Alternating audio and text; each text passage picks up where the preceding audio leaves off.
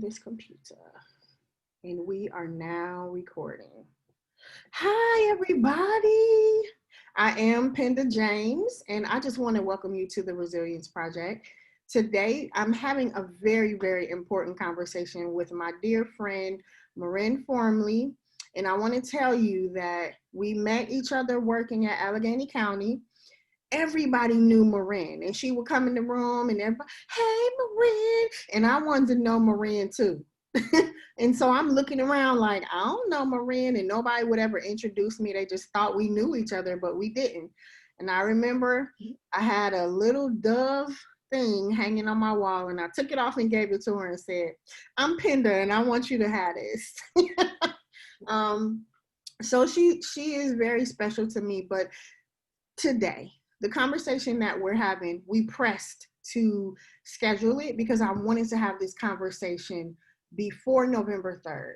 Maryn is the founder. Are you also the CEO or the president? I don't know. You can tell us about that. Executive chair. Oh, she is the executive chair of VEEM.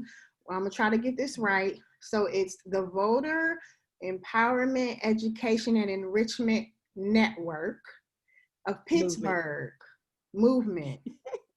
Of Pittsburgh. So to me, when it says of Pittsburgh, that's the founding place. So there will be places all over the country for VEEM. And so I'm really excited about this big vision. Messing around, First Lady. This big vision that Maryn has. So our declaration, what we're talking about is I have a voice. And so Maryn is going to interpret that in her own way, but she is also going to talk about the voice that you have as a voter. So Maryn, is there something that I did not say about you that you want us to know? I was studying the questions that you said we were going to answer. No, I'll probably get to it while we talk. It'll all come out. It's cool. Okay. Okay. Yeah. So let's just jump right into the conversation. How do you define what it means to have a voice? To me, having a voice means not being afraid to go in the places or go to the people or stand up in the places where you've been called to or where your attention has been brought, or where God has placed you. That to me is having a voice. Yeah, that's what I think. I think it's important. I mean, there's so many ramifications right now, especially now in 2020, but I've actually been very much making sure my voice is heard in several ways, in a different way that I never have. And it's just probably a sidestep, but it's all good because God's in the mix. With all of the social justice and unrest, behind, Black lives being ended prematurely, by police officers, and just the feeling and the double pandemic of coronavirus and racism and everything. In that, there's been a lot of space created at work that has allowed conversations to take place that have never been able to take place before.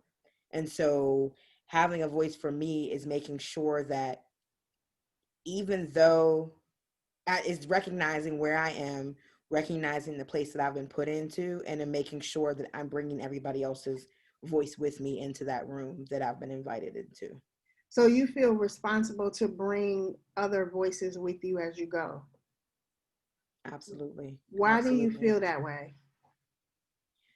For me, that is leadership. Is making sure, and I think we talked about this before. This has been on my mind lately. But at some point, that book, right, that's waiting to be written, which is called Leaders Set Tables, okay, which I don't really feel like writing. I'm not interested in it, but I also wasn't interested in starting a nonprofit either. Yet here we are. So, but that to me though is you can't just think about you or think about the fact and the potential implications, right, of speaking up and using that voice, and how it might blow back on you, because there are so many people that, you know, they might need you. They're almost, I would say, in this instance, particularly in these conversations, there was a great outcry, Mm. amongst, people I knew, and I felt like we have to do something. We have to do something around here. And I'm not going to say all of that on this here Oh yeah, YouTube. yeah. That's a Penda conversation. But I just it I my mind was blown, and continues to be blown by the fact that the conversation is still continuing. It didn't just fizzle out. It didn't just, as other, things have in the past, right? Where it's like, oh yeah, we're interested in this, and then you never kind of hear about it again. It's the conversation still happening, and it's and we're able to work together collaboratively to see some change where we need to see it. So I know. I think that, about because I was in a specialized unit before I left. And I think about how, we had started to have race conversations, and I used to run from my desk to that room, because it was a safe place for me to have real mhm, conversations with people that I really cared about. Like, I really cared about them. It was hard when we moved because I really, really cared about the people that I worked with. yeah, And I think about you saying that we have to bring the voices of the people to the table with us. For me, I'll use it as an example. I remember one of the first cases that I got where, when I was on the frontline caseworker, and my supervisor gave me a case where a father gave a whooping to his son because he didn't get a good grade or something. And I was like, that happened to me. What's the big deal? And so having to break through this cultural mindset that it's okay to do that, mhm, but then also understanding, as a Black family, we are taught that when we go to school, we have a certain standard that we must protect and that we must exhibit. And trying to find that balance to share that with my supervisor, but also yeah, follow the law. And that's a tricky yeah, place to be yeah. in. So yeah, I definitely do agree with you that we have to bring the voices to the table, and having some of those hard conversations to advocate for people who don't have a voice, don't know how to use their voice, or have used Yeah. it and it has been squelched. Mhm. I think Mhm. you are amazing for doing that. Thank you so much for doing that. So, have you always in your life felt like you had a voice? How has having a voice been a thread throughout your life? I would say that I didn't actually discover my voice until college. But I can pinpoint the times throughout my life. I used to be a quiet child, at least in public. I was silly at home, but in public, I was quiet and I did my work and whatever. And then I always laugh about it, but it was either sixth or seventh grade. It was in Pittsburgh. Everybody knows about the blizzard of '93. Mm-hmm. It was a huge, huge, huge, huge blizzard. It happened pretty close after my birthday, and so it was like a late March type of thing, or right before my birthday, one or the other. Um, and during it, or like right directly afterward, I actually got strep throat, and I had to go to the hospital, and I didn't have to stay or anything, but I got like serious medications and like codeine and stuff like that. So Okay. when I came back to school, I don't know if that was the I felt that I had something to blame it on, that I could be silly at school, but part of my voice started to come out then. That's where I started to become social, and and interacting with people a whole lot, and just being feeling permission to be the crazy person that I wanted to be, and jokey and jovial and all of that kind of thing. And but I would say that my voice of don't know, like that like I would say, like I call it maybe like the power voice, right? Like Mm, not just, but like feel like when I stepped into leadership for the first time and didn't really realize how I got there. That was the gospel choir in college, Fujima Gospel Choir, and I became the president. I had done some executive board stuff, I started to kind of build up to that. But when I became the president, things changed. I recognized that my witness as being the president of the gospel choir, that I needed to protect my witness, and that but that also, though, that's kind of like where that voice kind of came from, and that's where I became like the Maryn who says what has to be said, even if I don't want to say it. That's kind of where she was born, and then at work, and throughout my career, because now we're looking at 20 years, huh?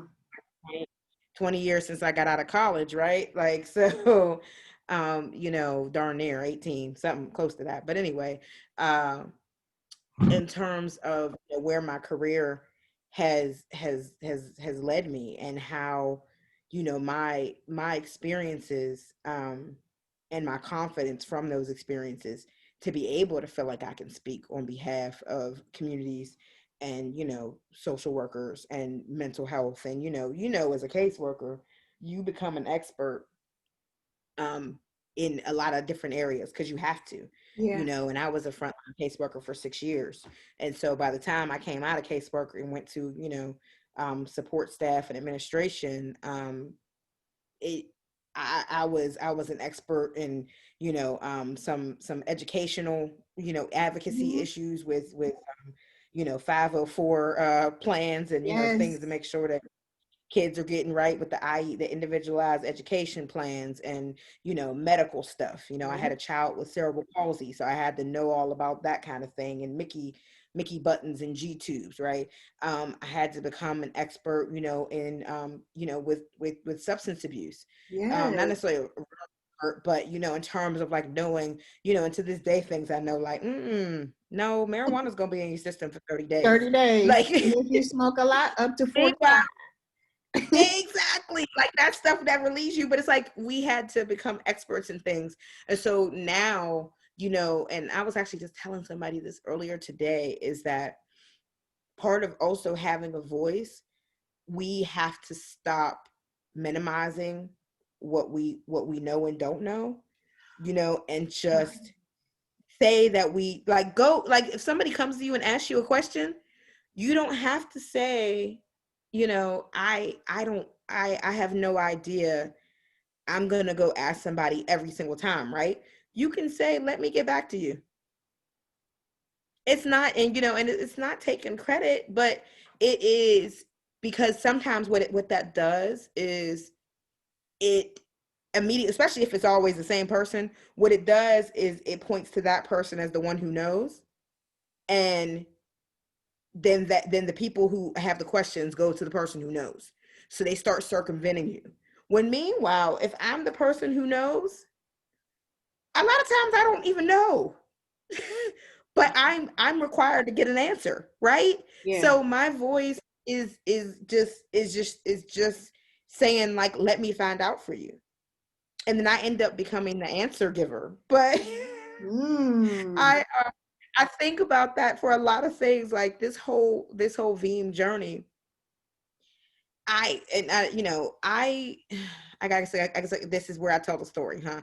Because I think it kind of fits in here with, like, where God has led me, and how I was just along for the ride. Like, I had no idea that this was coming and that any of this was going to happen. But basically, it was a combination of things. One, I wanted to go back to school for my master's, because a lot of people in our field have their masters in social work and whatever, and for some reason the social work program, it just didn't stick with me. And by then too, I was in IT, so I was like, Yeah.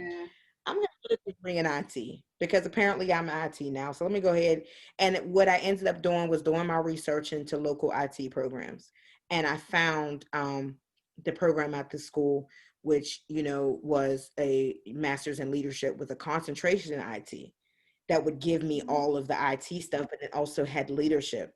And that really spoke to me, because I have led ministries and, you know, and done and been active in church and active in my sorority and all that type of stuff. So I recognized that I was a leader, you know, but that was it. Like I was like, okay, well, this will help me in multiple areas. Cool. And then I entered the program, and then I was learning all these things, these foundational things, these wonderful things about how to build a team, all this stuff that I didn't know. I had no idea. I just laugh at it because I'm like, really? Like when I look back over it, but you know, and right around it's my next to last semester of school. My one of my pastors, Reverend Dr. John C. Welch, he ran for Yep. mayor in the city of Pittsburgh, and he, you know, we didn't have any kind of you know, big money or anything like that. So it was like all hands on deck. If you could Yep. volunteer, volunteer. And I wasn't able to start volunteering immediately because I was in school and working full time. And then, but then I finally got done with my last paper, and I said, okay, Rev, what you need me to do? And the weekend before the primary election, I was out and I was canvassing with, you know, some of, you know, the other folks who were volunteering, some of my church members and stuff like that.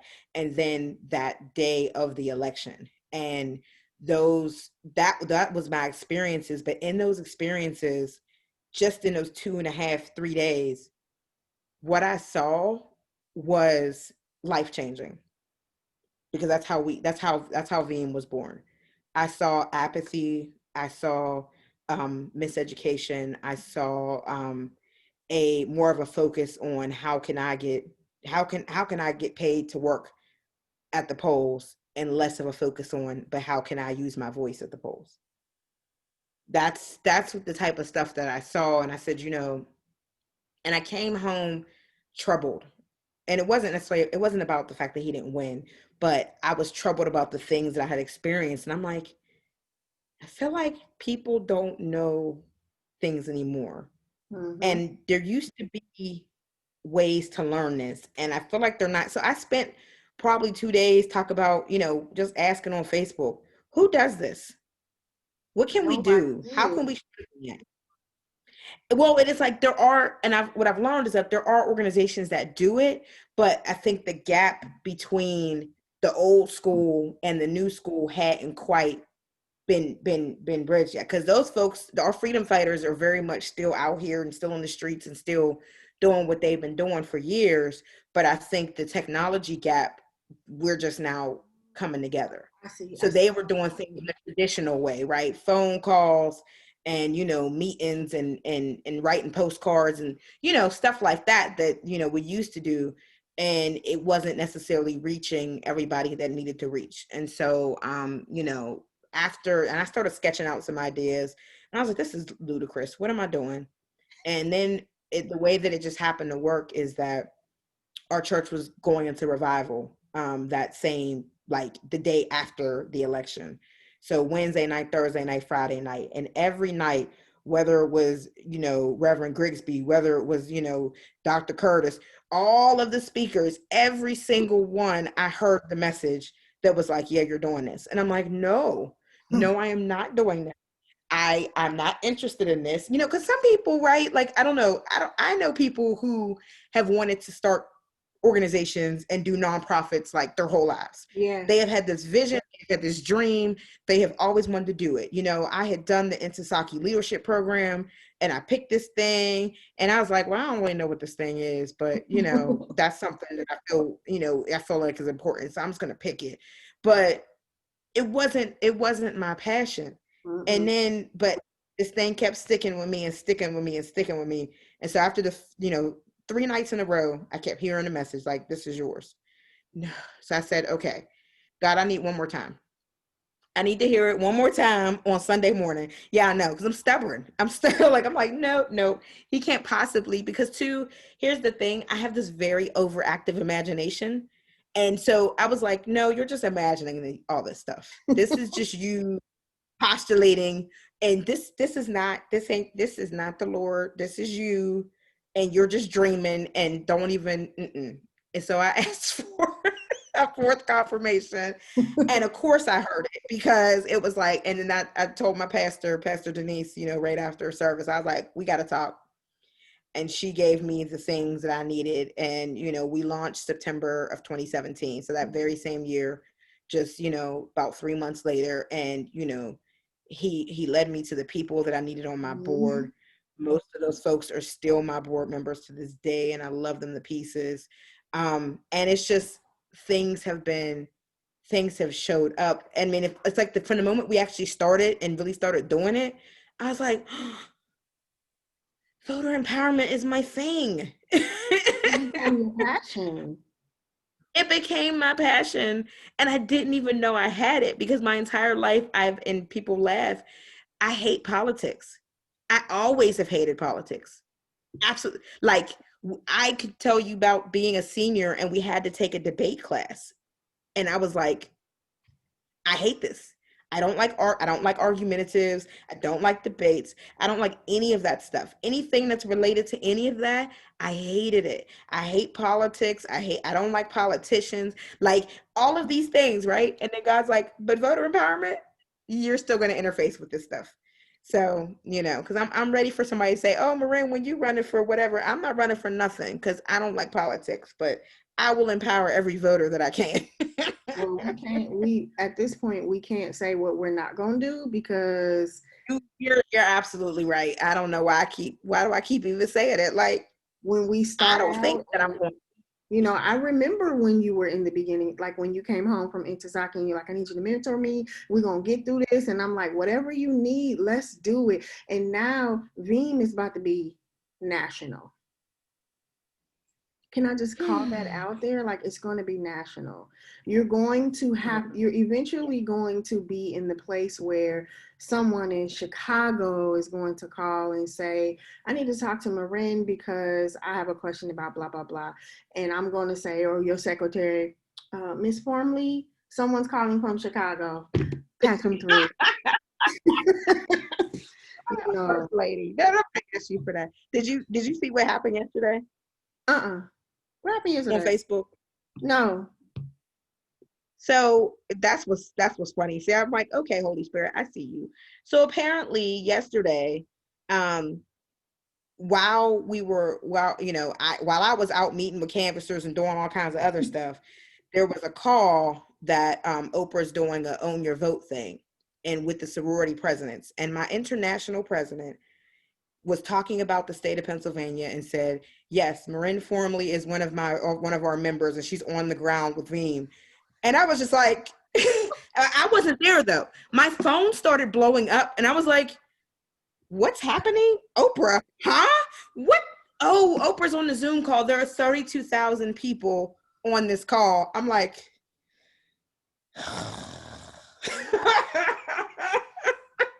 so the fact that you said Chicago, first of all, so shut up. How about that?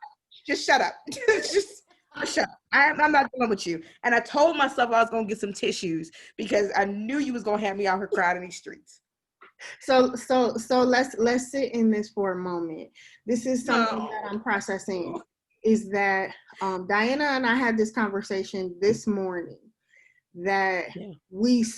because you know people are sharing that I'm a woman of impact, and I'm like, stop sharing it. Like every time I come on Facebook, I see this, like, stop it, because I don't want people to feel like I'm all that and all that. And it's not Girl. that. It's that someone spoke my name at a table that I wasn't at. And so what we talked about this morning was that our moms prayed for us. Whew. We Shut up. don't know what our moms prayed for us.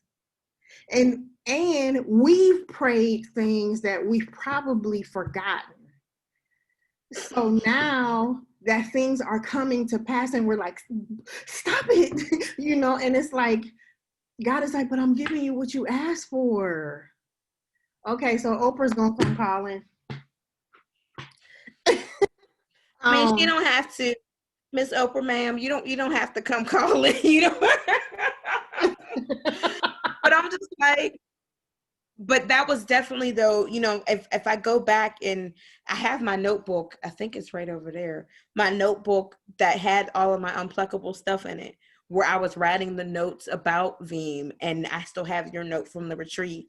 And that's right in there. You know what I mean? And in that, you know, I said it needs to be Veeam Pittsburgh.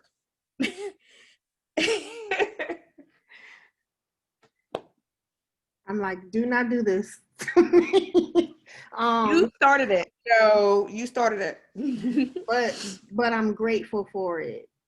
I'm grateful for it because what it says is that we're a safe place for each other, you know, and to Yes. remind each other that what we're doing is necessary and important. And when you step out there, girl, I'm right there. And the I blue know it. army that you have, I wore blue today, but I also have on I also have on Yeah, red. yeah. I wear this shirt all the time. I think this is my favorite shirt. I have lots of favorite shirts that I wear all the time, but I knew that I was talking to you, and so I was like, I'm gonna wear something blue for the blue army of my I friend. love it. um Love it. so Why it's I time try to to find you. Mm-hmm. it's time to begin to dream in color again. You know, we can't fully see your logo, so I need you to put your logo in the comments when we come back, so that people can see it's in color. So I need you to begin to dream in color again, because your dreaming in color opens the door for people who don't have a voice, who Yep. don't know how to use their voice, or whose voices have been squelched. So, Yep. what do you want people to know? This is my last question, so you can cry in peace. What do you Uh, want people to know about what it means to have a voice? And then share with them how they can connect with you and connect with Veeam if they want to donate or volunteer or whatever the case may be. I think that, you know, this is the part where I think I just call on every person to think about where where they currently have a voice and where they can have a voice, and to not let your position, your status, your whatever it is that you got going on, your history, your present, you know, your future, don't let any of that get in the way. If you have something to say, then say it. There's absolutely no reason that you should be able to that you should have to squelch your voice. And, you know, the pivot on that is that, you know, we all have the opportunity to use our voice collectively. I tell, you know, the viewers of Voter Empowerment Mondays, because that's what Veeam has turned into, because Corona, right? Like we had to make the whole thing digital, and it's like, oh well, it's the presidential election. Might as well meet every Monday because this is going to be crazy. And sure enough, it has been. But you know, I tell everybody that electing someone for office, it's like we're all the boss, and we are all interviewing and hiring the best candidate for the job. And so, as the boss, you get to decide who you want to hire as a collective. Mm-hmm. You get to evaluate their performance. You get to call them into your office and say, "Excuse me, this is what you're supposed to be doing, and you're not doing it." Or maybe, you know what? You've been doing an amazing job. Maybe you should go up to this other level. Like, we're the boss. And so that is our voice. And so a lot of people, and again, you know, I've been a part of some very phenomenal tables and a part of some amazing podcasts and Yeah. interviews and all kinds of stuff lately. But one, you know, was called Voting While Black with you know, your sister, Fawn Walker Montgomery, your Oh, sister. Yes, and Fawn from, you know, and that's another thing, right? Another DHS yeah. side. And then, you know, now we out here both doing the work. It's Yeah. crazy. Anyway, I'm not going to talk about what God has done. No, I will still talk about it, but I'm going to not digress off my point. But during a panel we co-hosted together, you know, I finally understood what it means that we can't shame people who don't want to vote, because especially as Black people, we are constantly carrying the burden of everything. Mm. We carry so many burdens, and when it comes time for these elections, here comes everybody running to the Black community to save Yeah. everybody and to save democracy. And so I completely get it. If you're like, no, I'm not voting because I done had enough. But for those who see the power of their voice, collectively, we have our voice and we can use it. And if there are things that are standing in your way, please do not just take it. You can even contact me. I don't care what state you're in, because I'll find answers for you, to find out, what you have to do to be able to vote. And that, but now, we're only about, I think we're what, we 5 days, we are five Yeah. days out from the election, so it might be a little too late for some aspects of that, but some places, though, it's not too late. And so, you can get into position, regardless of your criminal history, whatever. There's so many things and tactics that have been used as voter suppression. And I just want to encourage everybody that if you want to, you can at some point, if even if not this election, and to not give up on that. Veeam before, because it's very easy to kind of slip into, especially with this particular election, it feels very much, very there's a word for the one I'm looking for. It's not coming to me, but like very much like, one side or the other type Mhm. of thing. And so, but Veeam is nonpartisan. So we are nonpartisan. We're faith based and we are 501c3. And our whole purpose is to increase voter turnout in Allegheny County as Veeam Pittsburgh. And I guess, I got to get ready for Indeed. wherever else Veeam is going. Lord, Lord, Lord. Yeah. Um, and so, people can, if you're interested or whatever, in learning more about Veeam or getting involved in all of those things, you can contact us a myriad of different ways. We stood up our website this year. There's been some amazing collaborations that have taken place, and that have helped us really just go the extra mile and really kind of play with the big kids because we were a real little kid, and now we're like we got a few tools, and so we were able to stand up our website. So that's veampittsburgh.org, and that's V as in Victor, E M as in milk, Pittsburgh, all spelled out, um .org. And then our Gmail, our email address, we have a couple of them, but the main one is veampittsburgh@gmail.com, just to make it all. And then we are on all the social medias at Veeam Pittsburgh. So everything is kind of consistent across the board and the same.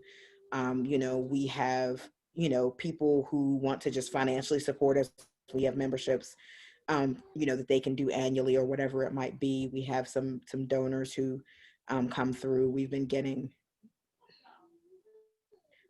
donations from anonymous, you know, grantee, givers out there, donators, whatever you want to call them. Wow.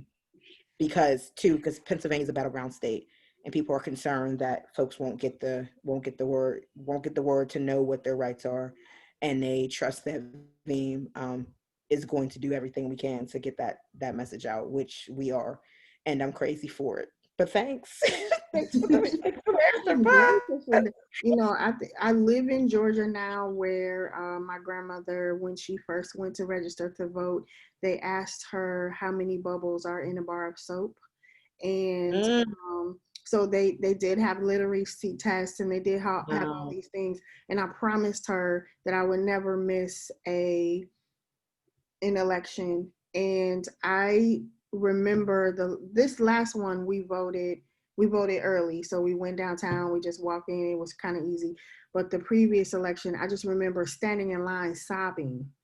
I was the only Mm, black person in line, and mm, I just thought about the pressure of, you know, sharing my voice. Like, my one vote means that I have a voice, but that my grandmother probably would not have stood in that line with a whole bunch of Caucasian people, because they wouldn't have let her.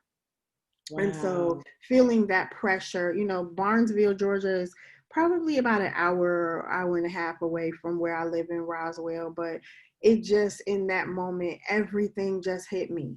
I was dressed up. You know, we don't play when it comes to, you're going to see me and you're going to hear my voice. So Yes. thank you so much, Maryn, for the work that you do, for your transparency and talking about, you know, having a voice. I love you so much. And I thank you all. If you don't know who I am and you're only here to watch Maryn, let me introduce myself real quick. I am Penda L James. I am a scribe coach. What I do is I assist people to get unstuck, execute their goals, and inscribe their legacy. And I've been talking to my sister friend Maryn, and this is the Resilience Project, because I want my friends to meet my friends so that we can do awesome work together. And you got to remember to be resilient. And so we've gotten some tools today. And the most important declaration is I have a voice. Have an awesome day.